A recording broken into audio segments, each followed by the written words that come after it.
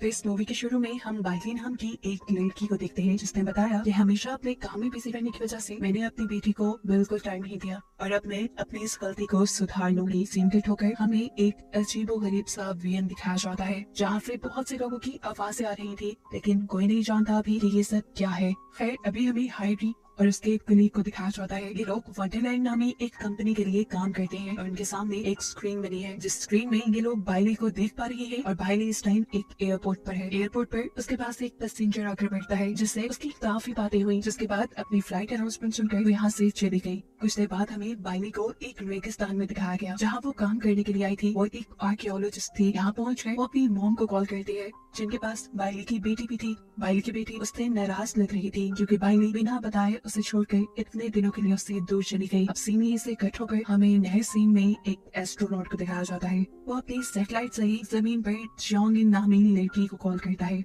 ये उसकी गर्लफ्रेंड थी। वो उससे बहुत प्यार करता था और बहुत ख्याल रखता था, यहाँ तक कि इतना दूर बैठे हुए भी वो उसे जगाता भी था। उसकी मेडिसिन और हर छोटी छोटी चीज का ख्याल रखते हुए वो उसे इन चीजों को याद दिलाता था। ये लड़का ही नहीं बल्कि जियोंगिन भी उससे बहुत प्यार करती है। वो एयर होस्टेस है। ऐसे में उसे बहुत से लोग ऐसे मिले जिन्होंने उसे प्रपोज किया, लेकिन उसने किसी का प्रपोजल कबूल नहीं किया। वो सालों से अपने बॉयफ्रेंड का वापस जमीन पे आने का वेट कर रही है। सीन यहीं से चेंज होता है और हम उस एस्ट्रोनॉट को हॉस्पिटल में देखते हैं। हमें मालूम हुआ कि एक एक्सीडेंट की वजह से ये एस्ट्रोनॉट कोमा में जा चुका था। सबसे बड़ा सच यहाँ ये रिवील हुआ कि जियोंगिन जिससे बातें करती है वो हकीकत में उसका असल फियांसी नहीं है, वो उसके फियांसी का एक एआई वर्जन है। तो अब कहानी में ट्विस्ट ये है कि इस मूवी में एक वंडरलैंड नामी कंपनी है जिसकी एम्प्लॉय हाइडी और उसके साथी से हम पहले मिल भी चुके हैं। ये दोनों मिलकर उन इंसानों की एआई वर्जन बनाते हैं जो इंसान या तो मर गए हो या कोमा में हो, ताकि उनसे बात करके उनकी फैमिली को थोड़ा अच्छा महसूस हो सके। फिर लोग इन एआई वर्जन से वीडियो कॉल पे ऐसे बात करते हैं जैसे वो सच में जिंदा हो, और अक्सर लोगों को तो ये बात मालूम भी नहीं होती। जियोंगिन जो कि अपने बॉयफ्रेंड को बहुत ही ज्यादा याद करती थी, वो उसके कोमा में जाने के सदमे को बर्दाश्त नहीं कर पाई। वो उसके बगैर नहीं रह सकती थी, इसीलिए उसने अपने बॉयफ्रेंड का एआई वर्जन बनवाया हाइडी से। ये एआई वर्जन आदतों और बातों में असल इंसान से इसलिए मिलता जुलता है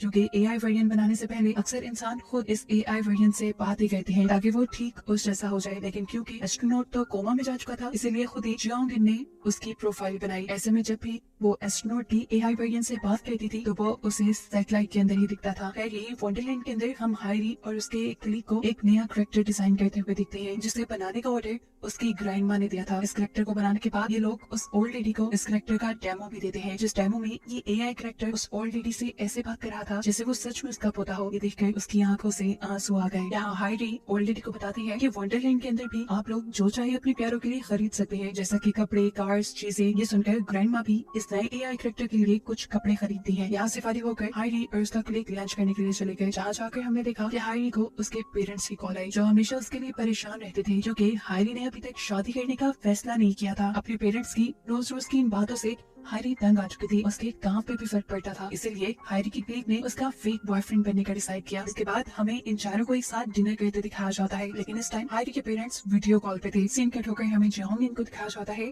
जिसे हॉस्पिटल से ये खुशखबरी मिली कि उसके बॉयफ्रेंड को होश आ गया था। वो कोमा से निकल आया है। उसके होश में आने से जियोंगिन की खुशी का ठिकाना ही नहीं रहा था। अब उसे अपने बॉयफ्रेंड की एआई वर्जन की भी जरूरत नहीं रही थी, इसीलिए वो उसकी एआई वर्जन को भी बंद कर देती है।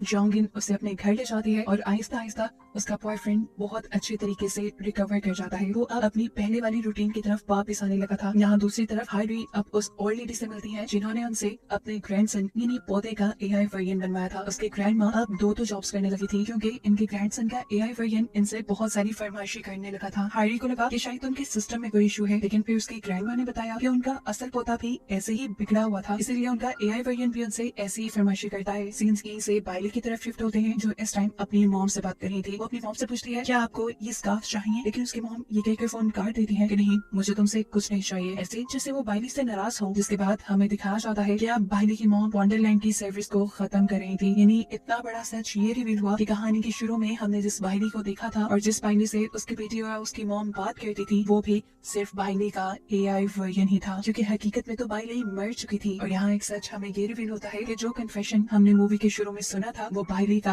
अपना ही था। बाइली ने खुद वंडरलैंड की ये सब्सक्रिप्शन ली थी ताकि वो मरने के बाद भी अपनी बेटी को माँ की कमी महसूस होने ना दे। अब सीन वंडरलैंड की वर्चुअल दुनिया के अंदर शिफ्ट होते हैं जहाँ बाइली को दिखाया जा रहा है। बाइली के पीछे वही इंसान है जिसे हमने बाइली के साथ एयरपोर्ट पे भी देखा था। यहाँ ये वर्चुअल सिस्टम वाली बाइली उस लड़के से अपनी प्रॉब्लम शेयर करती है कि उसकी मॉम पिछले कई दिनों से उसकी कॉल रिसीव नहीं कर रही। वो लड़के से कहती है मुझे लगता है कि ये सब सच नहीं है। इनकी बातों के दौरान यहाँ कोई बाइली के सामने बैठे हुए लड़की को आवाज देता है और लड़का यहाँ से चला जाता है। हम देखते हैं कि उस लड़के को असल में हायरी ने बुलाया था, वो भी असल दुनिया में। ऐसे हमें ये बात मालूम हुई कि ये लड़का अभी जिंदा था और जिंदा इंसानों के भी वंडरलैंड AI वर्जन बना लिया करती थी। इस लड़की ने खुद अपना AI वर्जन बनवाया था ताकि वो वंडरलैंड के अंदर जा सके, क्योंकि उसे बाइली से बहुत ज्यादा प्यार था। वो उसके साथ रहना चाहता था और ये एक ही तरीका था उसके पास कि वो किसी तरह बाइली के साथ रह सके, जो वंडरलैंड में जाकर मुमकिन हो पाया। यहाँ दूसरी तरफ जियोंगिन को लगने लगा था कि कोमा से वापस आने के बाद उसका बॉयफ्रेंड काफी अजीब बिहेव करने लगा है। वो उसका पहले की तरह ख्याल नहीं रखता, अब पार्टीज करने लगा है और उससे काफी दूर हो गया है। उसे तो AI वर्जन वाले अपने बॉयफ्रेंड की आदत हो गई थी, जो उसे जगाता था, उसे मेडिसिन याद करवाता था,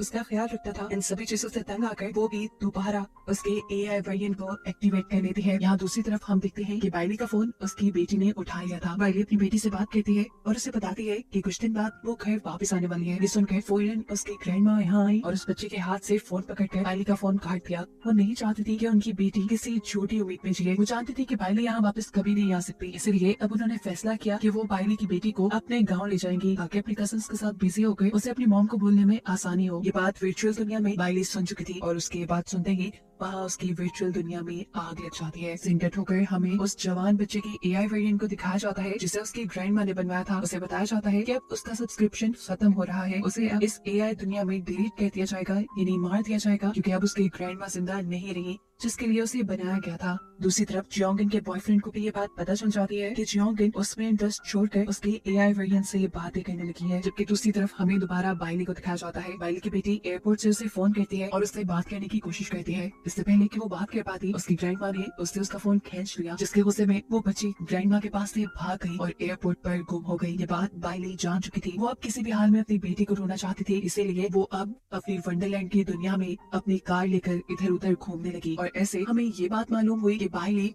वंडरलैंड की एक ऐसी कैरेक्टर है जिसे अपनी हकीकत पता ही नहीं। वो अपने आप को एक असली इंसान समझती है, इसीलिए वो अपनी बेटी को ढूंढने के लिए एयरपोर्ट आना चाहती है। और यही वजह है कि अब वो एक ऐसी AI बन गई है जिसके ऊपर इंसानों का यानी हायरी और वंडरलैंड का कंट्रोल नहीं रहा।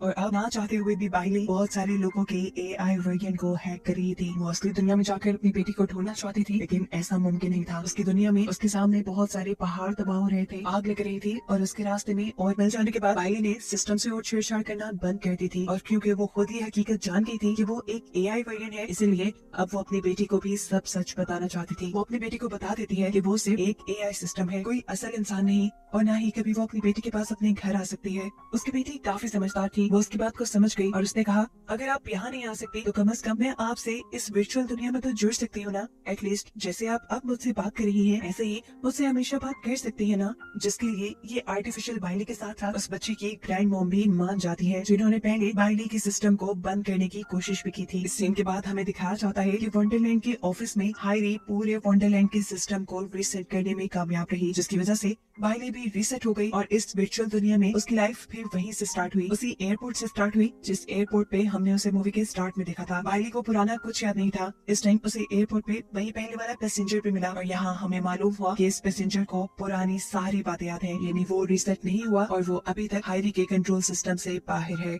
दूसरी तरफ अब हमें जियोंगिन और उसके बॉयफ्रेंड को दिखाया जाता है, जहाँ उसका बॉयफ्रेंड बहुत ज्यादा उदास था। एकदम से जियोंगिन पीछे से आकर उसके गले लग गई, क्योंकि अब वो जान गई थी कि जियोंगिन जीता जागता इंसान है, कोई AI नहीं जो उसके अकॉर्डिंग सारे काम करेगा। उसे ऐसे ही अपने बॉयफ्रेंड को एक्सेप्ट करना होगा और एक नई शुरुआत करनी होगी। इस एस्ट्रोनॉट को भी अपनी सारी गलतियों का एहसास हो गया था, वो भी अच्छे तरीके से इस नई जिंदगी की शुरुआत करता है और आखिर में जियोंगिन उसके AI वर्जन को डिलीट कर देती है, जिसके साथ ही कहानी यहाँ खत्म हो जाती है।